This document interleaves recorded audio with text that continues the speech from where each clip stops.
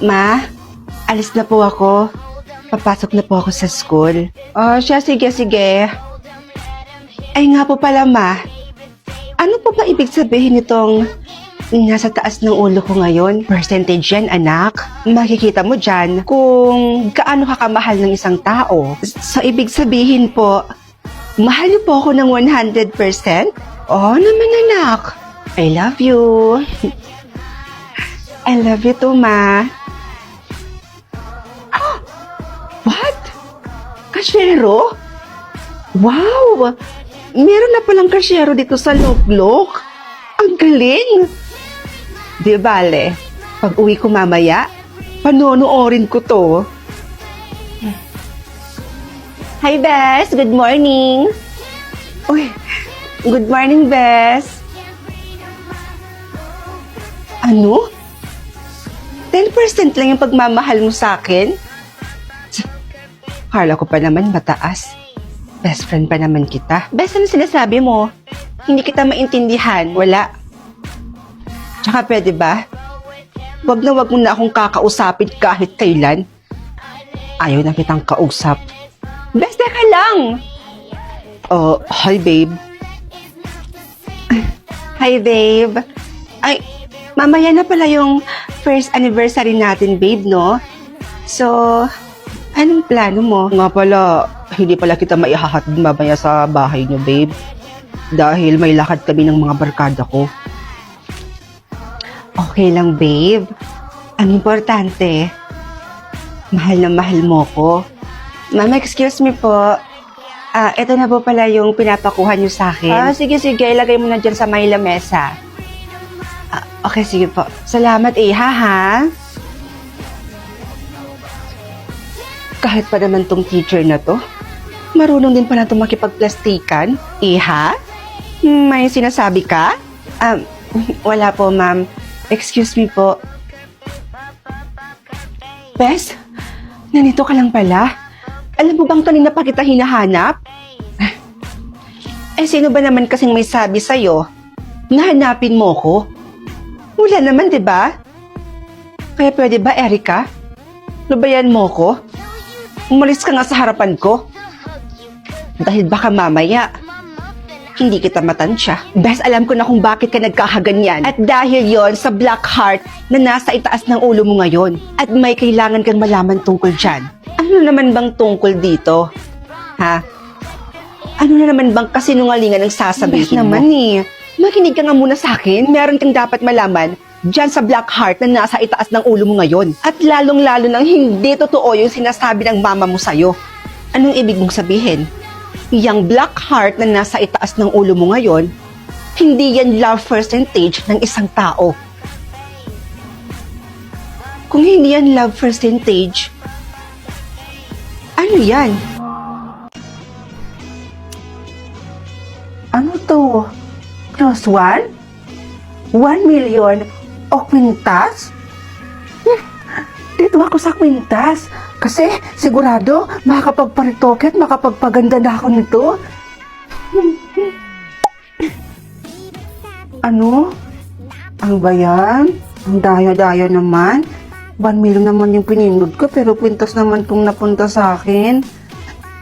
Ay nako, di bali na lang. Siguro, hindi talaga para sa akin tong 1 million. Hayaan ko na lang. That's why, ayaw na ayaw ko sa pangit na yun.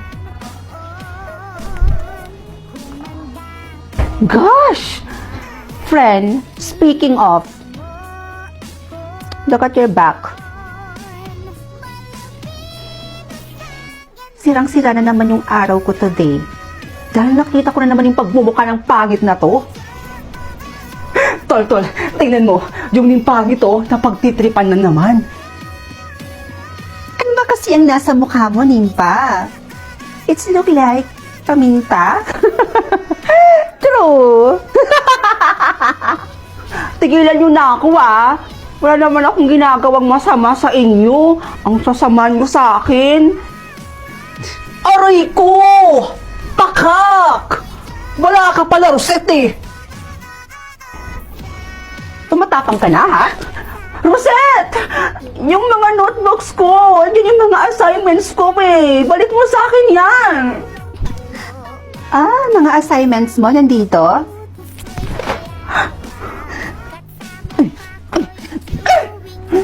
Sama-sama mo talaga. Aba, natututo ka na yatang sumasagot-sagot, Nimpa. Hindi mo yata kilala kung sino ang kinakalaban mo. Aray ko!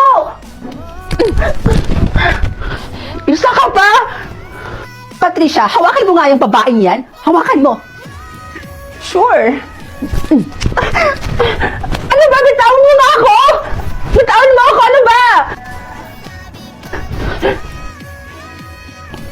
Rosella, anong gagawin mo? Go, girl! Samparin mo na tong pangit na to. Ah!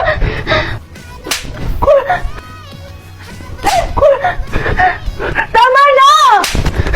Tama na! Bitawan mo ako!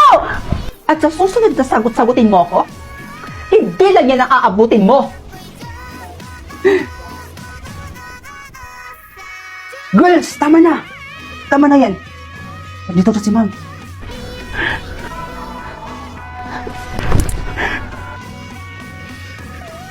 Nimpa, ano nangyari sa'yo? Bakit ganyan yung itsura mo, ha? May nag-away ba sa'yo? Wala po. Ayos lang po ako, ma'am. Okay, class.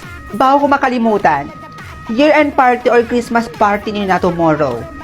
Kailangan niyo nang pumili kung sino ang inyong mareregaluhan. And actually, bumuo na ako dito ng mga pangalan ninyo. Buburot na lang kayo dito kung sino ang inyong mareregaluhan. O Rosette, ikaw na mauna. Perfect. Huwag si Nimpa, please. Yes! Huwag si Nimpa, please.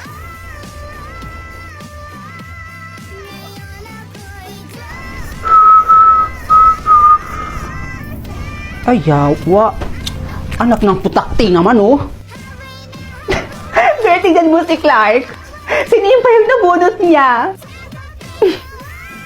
Hoy, Clark. Bagay. Excuse me, ma'am. Pinapatawag po kayo ng principal office po. May meeting daw po kayo. Okay, sige. Okay, class. Hindi mo na matutuloy ang ating lecture today dahil pinapatawag kami. May meeting daw kami ngayon. Huwag kayo masyadong mag-iingay dito, ha? Goodbye, class.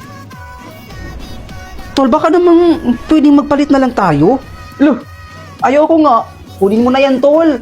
Oo nga naman kasi, Clark. Tanggapin mo na yan. Juicy kape. Malay mo, diyan na pala magsisimula yung love story niyo ni Nimpa. Ito talaga parang di kaibigan eh. Hoy, pangit. Alam mo, kung ako sa'yo, huwag ka lang sumali sa ganito. Kasi, hindi ka naman nababahagi dito eh. At isa pa, wala akong alam na ireregalo sa'yo. Pangit mo kasi. Sakit mo naman magsalita, Clark. Umiyak na tuloy si Nimpangit. Inay, sa tingin niyo po ba, dapat pa akong pumunta sa year-end party namin? Aba, oo naman, anak. Bakit naman hindi? Baka kasi pagtawanan lang po ako doon eh. Alam mo, anak, huwag mo nang intindihin yung mga taong nanglalait o nang-aalip basta sa iyo. Ang mahalaga, wala kang ginagawang masama sa kanila. Hindi ka man maganda sa panlabas na anyo. Ang importante, anak, yung dito. Aanhin natin yung kagandahan mo sa panlabas na anyo. Kung hindi naman mabuti ang iyong kalooban, anak. Kaya wala kang dapat ikabahala, anak. Dahil wala ka namang tinatapakang ibang tao. Naiintindihan mo ba ako? Opo, Inay. Masusuot ko na rin itong kwintas na napili ko kahapon. Excited na ako. Isuot ko na nga to. Ayan. Ang ganda. Naku, bagay na bagay itong kwintas na to sa suot ko. Napakaganda. Pero bakit kaya ganon? Kakaiba yung nararamdaman ko sa kwintas na to. Na para bang may kakaiba sa kwintas na to. Di bali na nga lang. Inay? Inay? Bagay po ba sa akin yung suot ko? Diyos ko, ma'am? Sino po kayo? At bakit po kayo nakapasok dito? Inay ako to. Ako po ito si Nimpa.